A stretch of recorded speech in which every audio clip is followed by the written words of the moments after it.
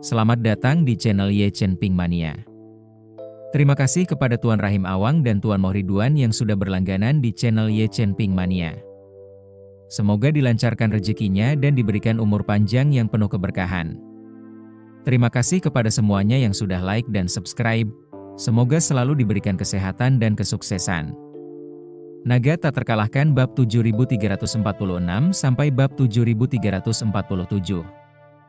Ye Zongquan dan putrinya Ye Changmin berdiri di tengah angin dingin, tidak merasakan dinginnya kulit mereka, tetapi perasaan sunyi merayapi hati mereka, seolah-olah mereka tidak diterima. Dibandingkan dengan pancaran wajah pasangan Gu yang merah muda dan berseri-seri, kontrasnya sangat mencolok. Namun, baik ayah maupun anak perempuannya tidak berani memendam dendam terhadap Ye Chen dalam hati mereka, karena mereka tahu ini adalah akibat tindakan mereka sendiri. Ye Zongquan mengundang semua orang ke dalam rumah dan segera berkata kepada Ye Changmin, "Changmin, pergilah buatkan teh. Ini belum waktunya makan malam, jadi aku akan mengobrol dan minum secangkir teh dengan Yanzong dan Chen Er."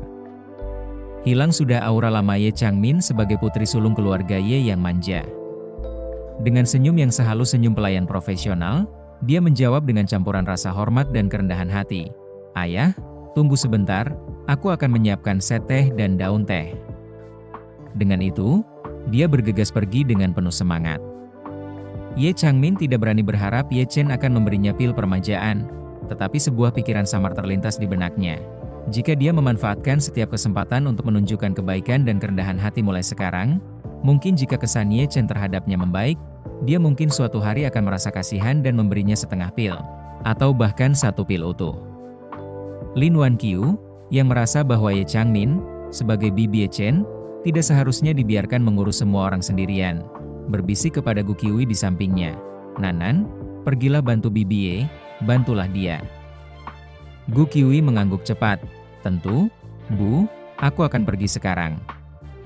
Ye Changmin mendengarnya dan langsung melambaikan tangan sambil tersenyum. "Oh, Nanan, kamu tamu. Kamu tidak perlu melakukan apapun. Tinggallah di sini bersama orang tuamu dan kakek Ye. Aku akan mengurusnya sendiri." Kemudian, dengan senyum cepat lainnya, dia menambahkan pada Ye Chen, "Chen Er, kamu juga duduklah dengan tenang, temani Nanan."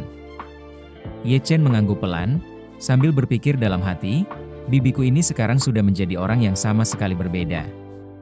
Ye Changmin yang dulu adalah seorang diva sejati. Meskipun usianya sudah tua, dia memiliki harga diri yang lebih tinggi daripada anak-anak muda, dan temperamen yang sepadan. Namun, jika melihatnya sekarang, dia seperti wanita baru. Benar-benar berubah total. Sebagai tuan rumah, Ye Zongquan mempersilakan semua orang ke area sofa untuk duduk. Setelah duduk, dia menghela napas kepada Gu Yanzong. "Yanzong, kalau kamu tidak sibuk, sebaiknya kamu lebih sering mampir ke rumah ini. Aku hanya seorang lelaki tua yang sibuk di sini, dan suasananya sangat membosankan. Terkadang aku benar-benar ingin mengobrol." Gu Yanzong menjawab dengan penuh rasa hormat, "Tidak masalah, Paman Ye. Kami tidak punya banyak kegiatan akhir-akhir ini, dan Nanan kembali untuk beristirahat dan mempersiapkan tahun baru. Jika Paman merasa bosan, kami bertiga akan sering datang untuk menemani Paman."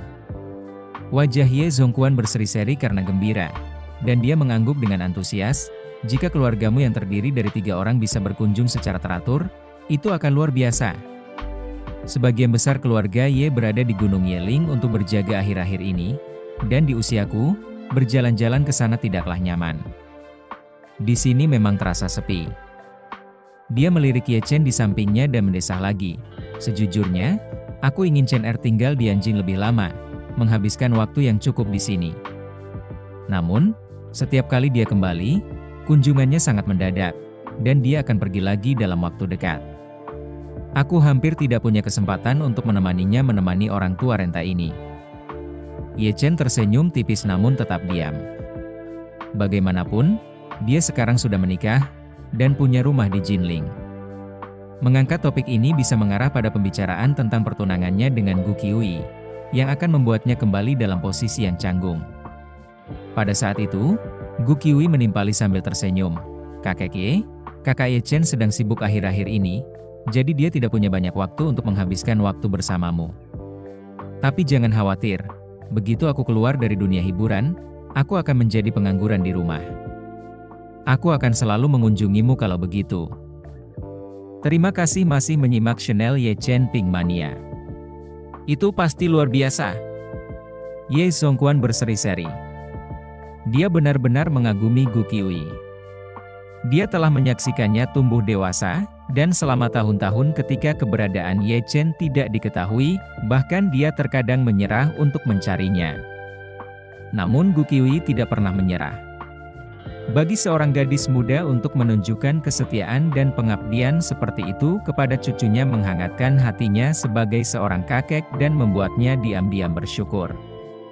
Lebih dari itu, ketika aula 10.000 naga menyerbu Gunung Yeling, keluarga Gu tahu betul bahwa keluarga Ye tidak punya peluang, tetapi mereka tetap berdiri teguh di samping mereka malam itu. Kesetiaan seperti itu sepadan dengan emasnya. Orang tua itu tahu, ia tidak bisa mengambil keputusan untuk Ye Chen, atau ia akan mendesak Ye Chen untuk segera menikahi Gu Qiuyi saat itu juga.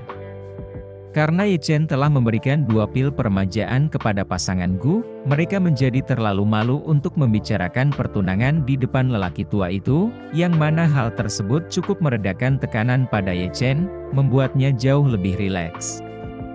Tepat pada saat itu, Bibi Ye Changin kembali sambil membawa seperangkat teh dan dedaunan, dan secara pribadi menyeduh sepanci Jinjunmei kualitas terbaik untuk semua orang.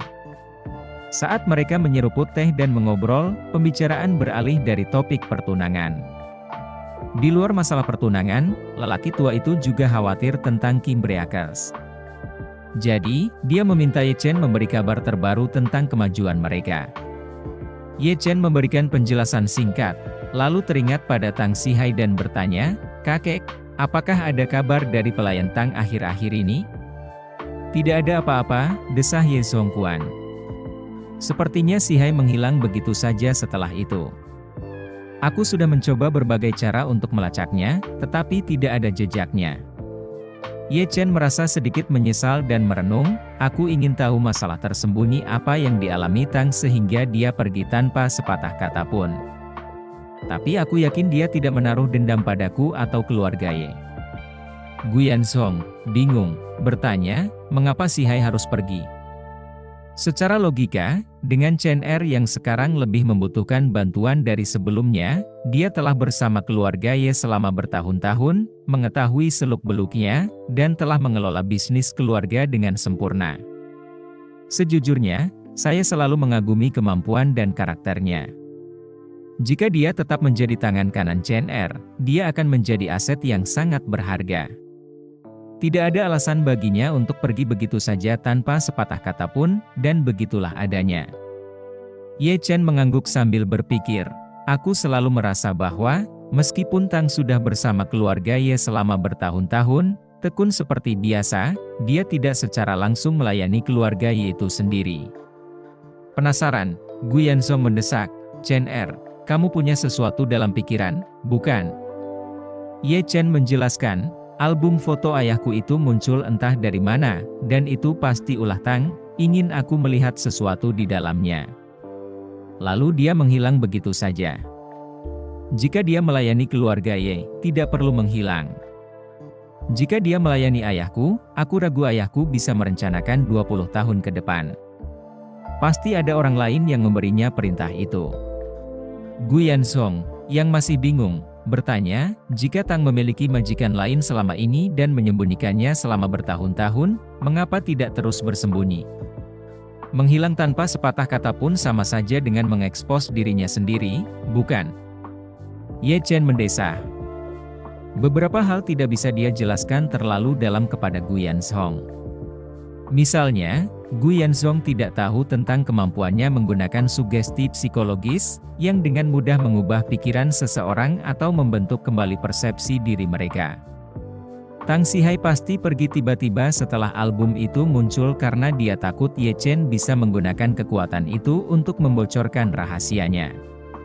Mengetahui dia tidak bisa menahan pengaruh seperti itu, dia memilih untuk menghilang sepenuhnya untuk menghindari risiko. Ye Zhongguan lalu angkat bicara, bertanya pada Ye Chen, "Chen Er, Haruskah kita mengatur pencarian global untuk keberadaan Tang? Dengan model AI milikmu di Hongqiao sekarang, menggabungkan keduanya, menemukannya seharusnya tidak terlalu sulit. Ye Chen menepisnya, tidak perlu. Aku tahu Tang tidak akan menyakitiku. Jika dia punya rahasia yang menurutnya tidak boleh aku ketahui, aku tidak melihat ada gunanya untuk mengungkapkannya. Bersambung.